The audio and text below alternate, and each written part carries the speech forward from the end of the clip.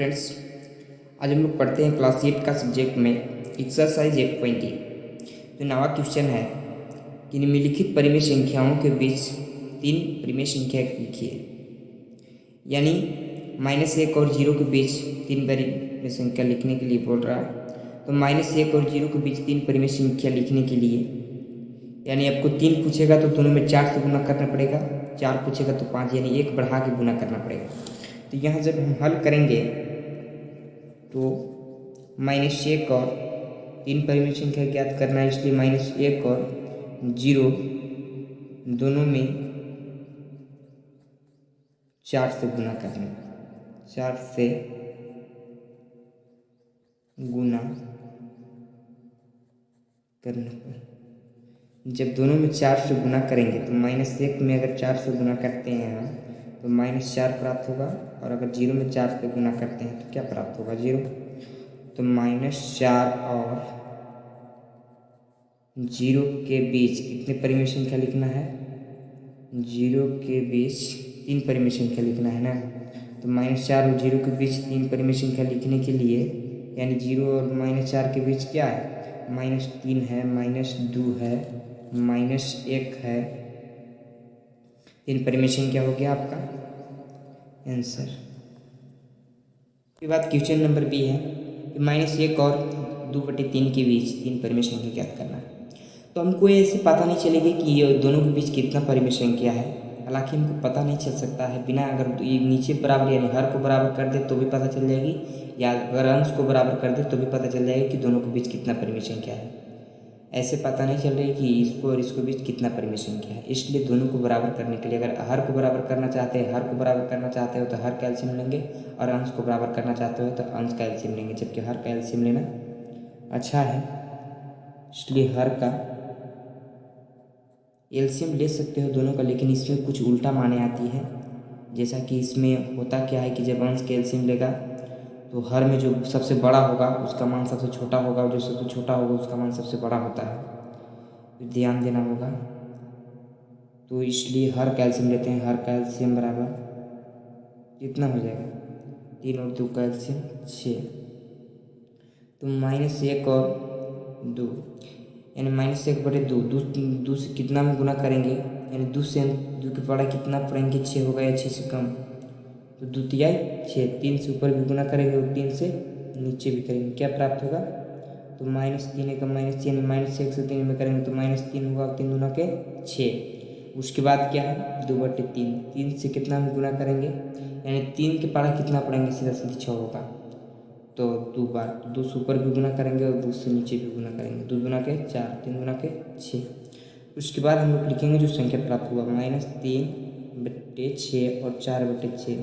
इससे हमको पता चलती है कि इन लोगों के बीच, यानी आप संपूर्ण रूप से हम पता कर सकते हैं कि दोनों के बीच कितना परिमेय संख्या है। जैसा कि हमको -3/6 और 4/6 के बीच कितना परिमेय संख्या ज्ञात करना है? 3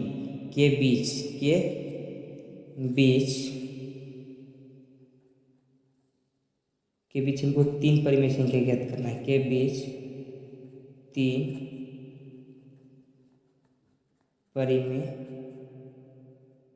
संख्या, दोनों के बीच तीन परिमेय संख्या ज्ञात करने के लिए क्या है? इसमें देखिए तो -2/6 नहीं है, उसके बाद -1/6 है, उसके बाद 0/6 है। तीन परिमेय संख्या आराम से प्राप्त हो गया। उसके बाद देखते हैं अगला क्वेश्चन।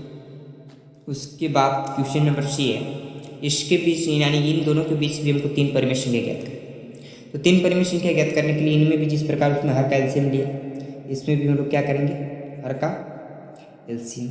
अब हर का एलसीएम किस ले रहे हैं? हर का एलसीएम लेने के कारण क्या है वो आपको बी क्वेश्चन बनाते समय बता दिए हैं। तो हर का एलसीएम क्या होगा? 7वां। देखिए सम संख्या है और 7 विषम संख्या है, तो सम विषम संख्या का एलसीएम निकालने के लिए सत्याठी क्या हो जाएगा? छप्पन, यानी एलसीएम बराबर हो जाएगा एलसीएम बराबर 56। उसके बाद क्या करेंगे हम लोग? -5/7 यानी 7 की पारा कितना पढ़ेंगे? 56 होगा, तो 8 बार, तो 8 से ऊपर भी गुना करेंगे और 8 से नीचे भी। 8 पंच क्या होगा? 40, सत्याठी 56। उसके बाद -3/8 को लिखेंगे और फिर उसके बाद 8 की पहाड़ा कितना पढ़ेंगे कि 56 होगा, तो 7 बार, तो 7 से ऊपर भी गुना करेंगे, 7 से नीचे भी। 7 त्रिके 21 माइनस प्लस माइनस 87 56। उसके बाद जो संख्या प्राप्त हुआ क्या प्राप्त हुआ, -40/56 प्राप्त हुआ और -21/56 प्राप्त हुआ।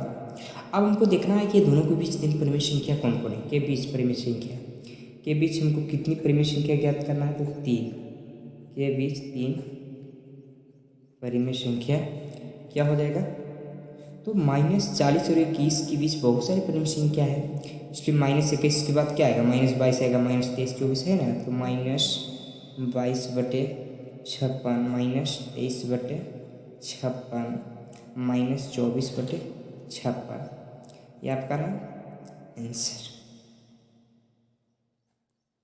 उसके बाद 10वां क्वेश्चन है, निम्नलिखित का मान ज्ञात कीजिए। यानी इसमें कुल मिलाकर आपको भीम की जोड़ और घटाव बनाना है। तो क्या है, 5/9 और -8/9। इसको हमको भीम की जोड़ बनाने के लिए सबसे पहले एलसीएम लेंगे। तो हर कैल्शियम क्या हो जाएगा, 9 और 9 कैल्शियम क्या होगा, 9 9 एकम 9 तो 5 एकम क्या होगा, 5 9 के पहाड़ा एक बार तो 5 को पहाड़ा एक बार पढ़ेंगे ना, 9 एकम 9 तो -8 एकम -8 हो जाएगा। अब -8 में 5 जाएगा तो क्या बचेगा, -3 बटे आपका 9 आंसर होगा, जो कि कट सकता है, 3 त्रिके 9 यानी -1/3 फिर आपका आंसर। उसके बाद क्वेश्चन नंबर बी देखते हैं। बी है यानी -9/10 और 22/15। सबसे पहले हम लोग 10-15 का एलसीएम निकालेंगे। 10-15 का एलसीएम क्या हो जाएगा, 10 और 15 का एलसीएम हो जाएगा 30।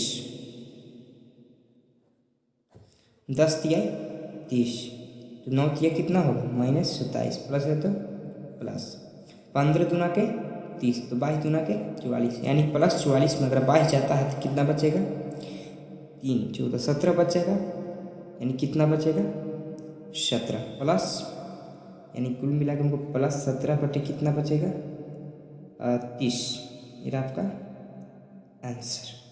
उसके बाद अगला क्वेश्चन को देखते हैं। उसके बाद क्वेश्चन नंबर सी है, -60/19 प्लस -2/57 यानी 1957 का एलसीएम क्या हो जाएगा 57, क्योंकि 19 के पहाड़ा में 57 आता है।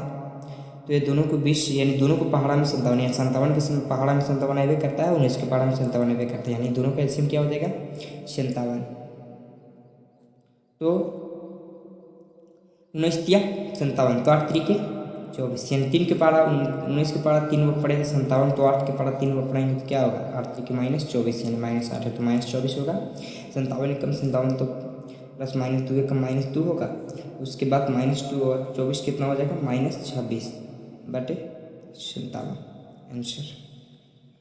उसके बाद हम लोग अगला क्वेश्चन को देखते हैं। उसके बाद हम लोग 7/12 -17/24 भीम की जोड़ में यानी घटाव बनाएंगे। तो 24 से 12 का एलसीएम क्या हो जाएगा 24 होगा। 12 के पहाड़ा कितना पड़ेंगे 24 हो गया, 24 से कम यानी 24 होना ही चाहिए। 12 दूना के 24 दो बार में तो 7 दूना क्या होगा 14, माइनस के चिन्ह तो माइनस के चिन्ह, 24 से कम 24 17 का 17 यानी -17 में 14 जाएगा तो कितना बचेगा, तो 3 बचेगा, -3/24 जो कि कट जाएगा 8 बार में, ऊपर कुछ नहीं तो -1 और यहाँ पे आंसर। उसके बाद हम लोग देखते हैं अगला क्वेश्चन को।